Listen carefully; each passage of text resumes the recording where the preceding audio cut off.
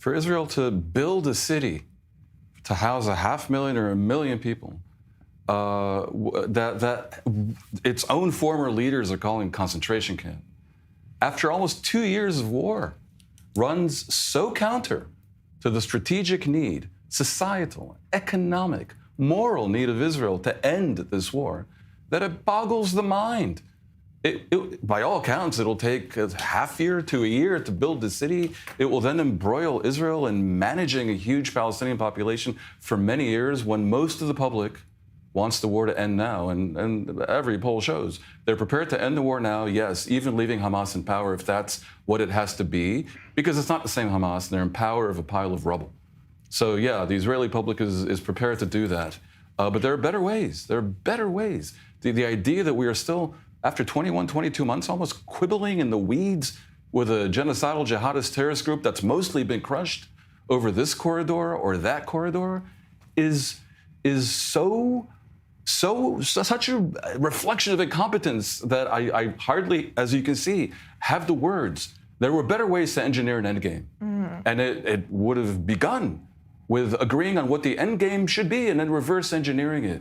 And from the beginning, there was a very clear endgame, imperfect, but the only game in town, which would involve some version of the Palestinian Authority with massive assistance and Israeli supervision and $100 billion and all the rest of it to present to the Palestinians an alternative that would create pressure on Hamas to give up.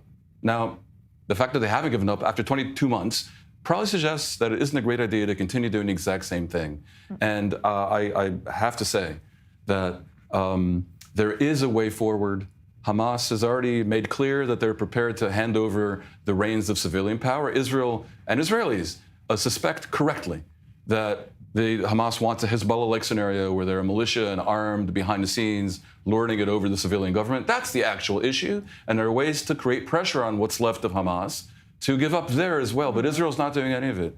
Israel's preparing, if we're to believe what we see and what we hear from officials, for a forever guerrilla insurgency. My only hope, well, I have two hopes. One, that Trump will put his foot down, and the other, that Netanyahu will look at the calendar and notice that he has elections in a year and understand that this is a very unpopular way forward. Benjamin, I want your take on this, because there are proponents for this deal that say it separates Hamas from the civilians after a successful Gideon's Chariots operation, where the IDF already has about 70% control of the Gaza Strip. First of all, I profoundly disagree with what my fellow guest here said.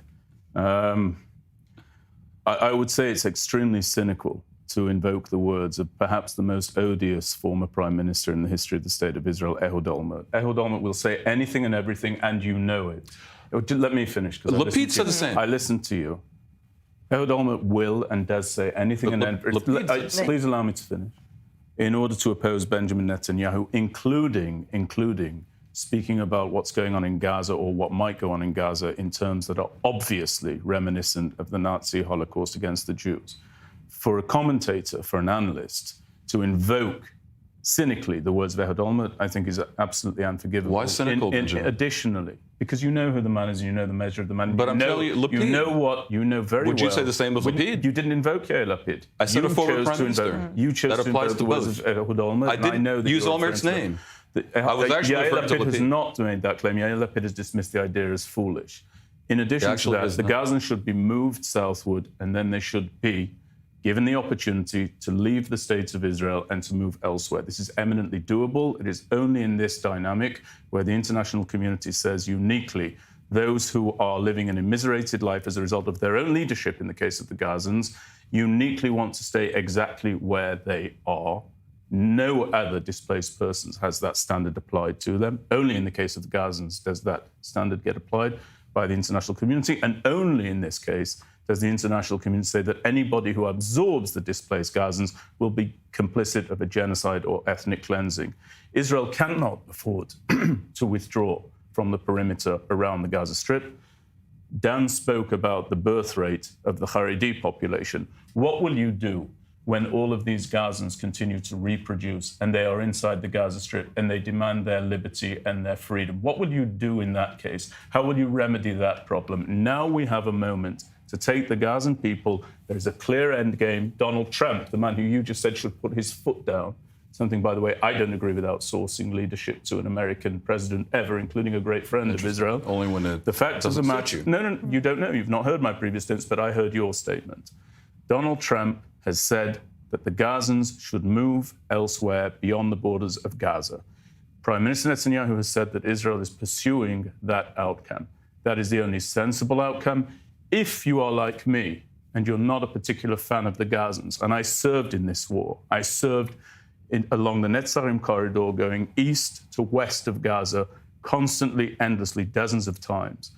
If you are like me and you're not a particular fan of the Gazans because you believe that they have agency and you believe that they supported the genocidal acts of Hamas and you believe that they chanted and cheered as our soldiers, dead soldiers, hostages, were displayed throughout Gaza when they were taken on October the 7th, and they have responsibility as a consequence of that. If you actually don't deal in the soft bigotry of low expectations, you're perhaps not a fan of the Gazans, which is the case with me. But if you are a fan of the Gazans, you don't want them living in the Gaza Strip either, because as Dan correctly said, it is a pile of rubble. The cities have been destroyed. It is uninhabitable. Steve Witkoff did the right thing when he went there and said as much. They need to be given the opportunity and the incentive to leave. They need to be moved out of the areas that they previously inhabited that no longer exist as functioning cities, and the international communities, though there is such a thing.